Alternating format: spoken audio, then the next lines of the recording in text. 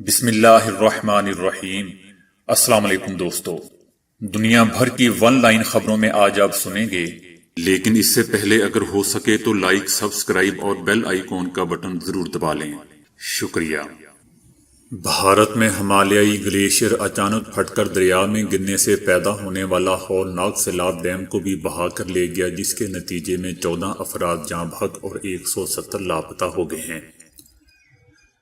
دھولی ندی نے بڑے سیلابی ریلے کی شکل اختیار کر لی اور بچھڑا ہوا پانی راستے میں آنے والی ہر شے کو اپنے ساتھ بہا کر لے گیا، جس میں کئی گھر تباہ ہو گئے۔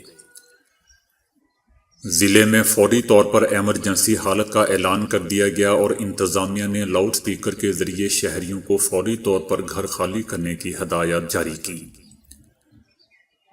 دریا میں پانی کی سطح خطرناک حد تک اضافہ ہوا اور چمولی سے ہری دوار تک خطرہ بڑھ گیا۔ سیلابی ریلے کے ڈیم سے ٹکرانے پر ڈیم کے دروازوں کو کھولنے کی ہدایت کی گئی۔ چیف سیکرٹری اوم پرکاش نے سیلابی ریلے سے 180 سے زیادہ افراد کے جاں بحق ہونے کا خدشہ ظاہر کیا ہے، جن میں سے اب تک صرف 14 افراد کی ہی باڈیز برآمد کر لی گئی ہیں۔ تاہم 170 افراد تاحال لاپتہ ہیں، جن میں 150 سداد مزدوروں کی ہیں جو کریم میں پاور پروجیکٹ پر کام کر رہے ہیں۔ تاہم اب بہاؤ کم ہوتا جا رہا ہے۔ چائنا کی آرمی کی جانب سے گزشتہ روز کورونا ویکسین کی ایک کھیپ پاک آرمی کے سپرد کر دی گئی۔ اس طرح پاک آرمی وہ پہلی غیر ملکی آرمی ہے جسے چینی آرمی کی جانب سے کورونا ویکسین دی گئی ہے۔ چائنا نے اس موقع پر ایک بیان میں کہا ہے کہ وہ بنی نوع انسان کے ہم نصیب معاشروں کی تعمیر کے لیے مثبت کردار ادا کرتی رہے گی۔ میجر جنرل افتخار بابر نے ٹویٹر پر اپنی ٹویٹ میں بتایا کہ چائنا کی آرمی نے ہمارے لیے کورونا ویکسین کا عطیہ دیا ہے اور پاک آرمی دنیا کی واحد آرمی ہے جو چینی آرمی سے ویکسین کا عطیہ لے گی۔ آنے والی vaccine front line health workers کو بھی لگائی جائے گی۔ پاک آرمی مشکل وقت میں ویکسین عطیہ کرنے پر چینی آرمی کا شکریہ ادا کیا۔ جرمنی میں کارل لیسروہے انسٹی ٹیوٹ نے مائکرو تھرمل جنریٹر چھاپنے میں اہم کامیابی کا اعلان کیا ہے۔ یہ فالتو گرمی سے بجلی بناتے ہیں، ماحول دوست ہیں اور بہت ہی کم خرچ بھی ہیں۔ ان کی بدولت چھوٹے سینسر، میٹر اور دیگر آلات کو مسلسل بجلی دی جا سکتی ہے۔ نئے جنریٹر بہت کم خرچ ہیں اور ان کی بڑی تعداد کو تیزی سے چھاپ کر تیار کیا جا سکتا ہے۔ یہ براہ راست حرارت کو بجلی میں بدلتے ہیں۔ دوسری جانب صنعتوں اور ہیٹنگ کے نظام سے خارج ہونے والی فالتو حرارت سے بھی بجلی بنانے میں ایک اہم کردار سامنے آیا ہے۔ ایک جنریٹر شکر کے دانے جتنا ہے، جسے کاغذ تہ کرنے کی تکنیک کے تحت بنایا گیا ہے۔ اس میں سانچہ بنا کر اس پر روشنائی ڈالی گئی ہے۔ اس طرح جدید تھرمل الیکٹرک جنریٹر کی بڑی تعداد کو بہت تیزی سے چھاپا جا سکتا ہے۔ پاکستان نے حسن علی کی تباہ کن بولنگ کے باعث راولپنڈی ٹیسٹ میں جنوبی افریقہ کو 95 رن سے ہرا کر 18 سال بعد سیریز میں شکست سے دوچار کیا۔ پاکستان نے جنوبی افریقہ کو جیت کے لیے 370 رنز کا ہدف دیا تھا، جس کے جواب میں مہمان ٹیم 274 رنز ہی بنا سکی۔ جیتنے کے بعد قومی ٹیم کے کپتان بابر اعظم کا کہنا تھا کہ اللہ کا شکر ہے کہ اتنی اچھی کامیابی ملی ہے اور جنوبی افریقہ کے پاکستان آنے کا شکریہ بھی ادا کرتا ہوں۔ ان کا کہنا تھا کہ حسن علی 1 سال بعد ڈومیسٹک میں پرفارم کر کے واپس آیا ہے اور تباہ کن اس نے بولنگ کی۔ بہت ہی کم امکان ہے کہ امریکی سینٹ کی جانب سے سابق صدر ٹرمپ پر جرم عائد کیا جائے، تاہم ان کے دوسرے مواخذے کی سماعت مکمل ہونے تک ان کی قانونی مشکلات ختم نہیں ہوں گی۔ سابق امریکی صدر کو ایک اور مقدمے کا بھی سامنا ہے، جس کی سربراہی مین ہٹن کے پروسیکیوٹر سائرس وینس کر رہے ہیں۔ وہ سابق امریکی صدر سے 8 سالوں کے ٹیکس گوشوارے وصول کرنے کے لیے قانونی لڑائی لڑ رہے ہیں۔ اگر صدر ٹرمپ پر الزام ثابت ہوتے ہیں تو ان کو قید ہونے کا خطرہ ہوگا۔ امریکہ کا موجودہ صدر ریاست کی سطح پر ہونے والے جرم کو معاف نہیں کر سکتا۔ اگر سابق صدر کے خلاف کارروائی کی گئی تو اس اصول کی پاسداری ہوگی کہ کوئی بھی امریکہ میں قانون سے بالاتر نہیں۔ 100 امریکی سینیٹرز مواخذے کی کارروائی آئندہ ہفتے منگل سے شروع کر رہے ہیں۔ D G I S P R major general Babar Iftikhar کا کہنا ہے کہ آرمی کو سیاست میں مت گھسیٹیں کیونکہ ہماری طرف سے کسی قسم کے کوئی بیک ڈور رابطے نہیں ہو رہے ہیں، ہماری کسی قسم کی سیاست سے کوئی تعلق نہیں ہے اور نہ ہی کسی سے کوئی بیک ڈور رابطے ہو رہے ہیں، لہٰذا آرمی کو سیاست میں مت گھسیٹیں۔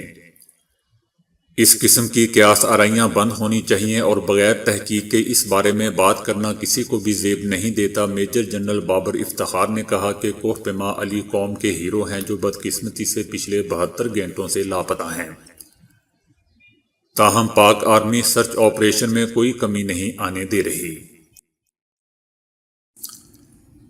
سابق امریکی صدر ٹرمپ کے حمایتی سمجھے جانے والے اینکر پرسن لیوڈو بس کا پروگرام بند کروا دیا گیا ہے۔ فاکس نیوز کے معروف اینکر پرسن لیوڈو بس کے پروگرام کا شمار کامیاب پروگرامز میں ہوتا تھا۔ ان کو سابق صدر کا حمایتی سمجھا جاتا ہے، تاہم نئی امریکی حکومت کے آنے کے بعد ان کا پروگرام یہ کہہ کر بند کروا دیا گیا ہے کہ انہوں نے الیکشن فراڈ کی بے بنیاد افواہوں کو ہوا دی، مگر ان کے پاس ان باتوں کا کوئی ثبوت نہ تھا۔ وزیر اعظم عمران خان نے کہا ہے کہ غریب طبقات پر بالواسطہ ٹیکسز کا بوجھ کم کرنے پر خصوصی توجہ دی جائے۔ وزیر اعظم عمران خان کی زیر صدارت حکومتی معاشی ٹیم کا اجلاس ہوا، جس میں بنیادی اشیاء ضروریہ کی قیمتوں میں کمی لانے اور عام آدمی کو ریلیف فراہم کرنے کے حوالے سے ممکنہ اقدامات پر غور کیا گیا۔ وزیر اعظم عمران خان نے اجلاس سے خطاب کرتے ہوئے کہا کہ مشکل معاشی حالات کی وجہ سے غریب عوام سب سے زیادہ متاثر ہو رہے ہیں، لہٰذا ان کو ہر ممکنہ ریلیف فراہم کرنا حکومت کی اولین ترجیح ہونا چاہیے۔ وزیر اعظم نے کہا کہ بالواسطہ ٹیکسز کا بوجھ سب سے زیادہ غریب طبقات پر پڑتا ہے، لہٰذا بالواسطہ ٹیکسز کا بوجھ کم کرنے پر خصوصی توجہ دی جائے۔ وزیر اعظم نے معاشی ٹیم کو ہدایت کی کہ وہ درآمد شدہ کھانے پینے کی مختلف اشیاء پر عائد ٹیکسز میں بھی کمی لانے کے حوالے سے تجاویز پیش کریں تاکہ عوام بالخصوص غریب اور مڈل کلاس کو ریلیف فراہم کیا جا سکے۔ جمعیت علماء اسلام کے وکیل کامران مرتضیٰ نے سپریم کورٹ میں نقطہ اٹھاتے ہوئے موقف پیش کیا ہے کہ حکومت نے اوپن بیلٹ کے لیے آرڈیننس جاری کر دیا ہے اور عدالتی کارروائی کا ذرا بھی احترام نہیں کیا۔ آج تک ایسی قانون سازی نہیں ہوئی۔ حکومت نے سپریم کورٹ کے فیصلے سے پہلے ہی اپنا فیصلہ سنا دیا۔ چیف جسٹس گلزار احمد نے ریمارکس دیے کہ آرڈیننس تو عدالتی رائے سے مشروط ہے۔ حکومت نے آرڈیننس قیاس آرائیوں کو سامنے رکھتے ہوئے جاری کیا، نہیں معلوم آرڈیننس کیسے جاری ہوا، لیکن آرڈیننس تو جاری ہو چکا ہے۔ حکومت کو آرڈیننس جاری کرنے سے کوئی نہیں روک سکتا۔ عدالت نے صدارتی آرڈیننس کے خلاف درخواست پر اٹارنی جنرل کو نوٹس جاری کر دیا۔ دوران سماعت پیپلز پارٹی کے رہنما رضا ربانی نے عدالت میں موقف پیش کیا کہ آرڈیننس جاری کر کے عجیب و غریب حالات پیدا کیے گئے۔ آرڈیننس میں لکھا ہے کہ یہ فوری نافذ العمل ہوگا۔ ان کا کہنا تھا کہ اگر عدالت کی رائے حکومت سے مختلف ہوتی ہے تو آرڈیننس کا کیا ہوگا۔ عدالت نے صدارتی آرڈیننس پر نوٹس جاری کرنے کی درخواست مسترد کرتے ہوئے ریمارکس دیے کہ آرڈیننس اگر مشروط نہ ہوتا تو کل عدم قرار دے دیا جاتا۔ آرڈیننس کے تحت بھی ووٹنگ خفیہ ہی ہوگی، بعد میں درخواست دینے پر ووٹ دیکھا جا سکے گا۔ فواد چودھری کا کہنا ہے کہ پی ڈی ایم کی سیاست مسلسل ناکام ہو رہی ہے، یہ اپنی آخری سانسیں لے رہی ہے، ان کا کوئی سیاسی مستقبل نہیں۔ اپوزیشن کی سیاست بچگانہ سوچ پر مبنی ہے۔ فواد چودھری کا کہنا تھا کہ مولانا فضل الرحمان اور مریم نواز آرمی کو متنازع بنانے کی کوشش کر رہے ہیں۔ ترجمان Pak army major general Babar Iftikhar نے اپوزیشن کے بیانات کی واضح الفاظ میں تردید کر دی ہے۔ جمعیت علماء اسلام کا کہنا ہے کہ صدارتی آرڈیننس کے ذریعے سپریم کورٹ اور پارلیمنٹ کی خود مختاری اور اختیارات کو پامال کیا گیا ہے۔ یہ صدارتی آرڈیننس ایک سیاسی جماعت کے کہنے پر جاری کیا گیا ہے۔ جس جماعت کے کہنے پر آرڈیننس جاری ہوا وہ سینٹ الیکشن میں شکست کھا رہی تھی۔ حکومت نے آرڈیننس جاری کر کے آئین کو روند ڈالا ہے۔ حکومت نے آرڈیننس جاری کر کے الیکشن کمیشن کے آئینی اختیارات استعمال کرنے کی کوشش کی ہے، جمعیت علماء اسلام کا کہنا ہے کہ سپریم کورٹ صدارتی آرڈیننس جاری کرنے کا نوٹس لے اور اس آرڈیننس کو غیر معقول اور خلاف آئین قرار دیا جائے۔ دوستو، یاد رہے کہ 6 فروری کو صدر ڈاکٹر عارف علوی نے سینٹ کے انتخابات خفیہ رائے شماری کی بجائے اوپن بیلٹ کے ذریعے کروانے کے لیے آرڈیننس جاری کیا تھا۔ یہ آرڈیننس عدالتی رائے سے مشروط کیا گیا ہے۔ آرڈیننس کے مطابق اوپن ووٹنگ کی صورت میں سیاسی جماعتوں کا سربراہ یا نمائندہ ووٹ دیکھنے کی درخواست کر سکے گا۔ ایک نئی تحقیق میں سائنسدانوں نے انکشاف کیا ہے کہ کورونا کے مریضوں کو اگر دل کا دورہ پڑ جائے تو ان کی موت کے چانسز بہت زیادہ بڑھ جاتے ہیں۔ کورونا کی خواتین مریضوں کو اگر دل کا دورہ پڑے تو ان میں موت کا خطرہ مردوں کی نسبت 9 گنا زیادہ ہوتا ہے۔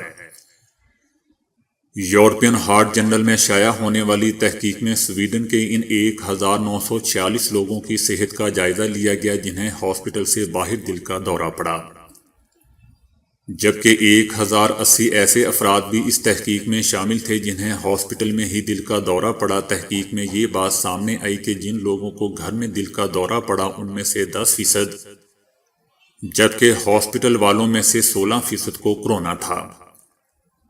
تحقیق شائع کرنے والے ڈاکٹر پدرام کا کہنا ہے کہ ہارٹ اٹیک اور کورونا انتہائی مہلک ملاپ ہے۔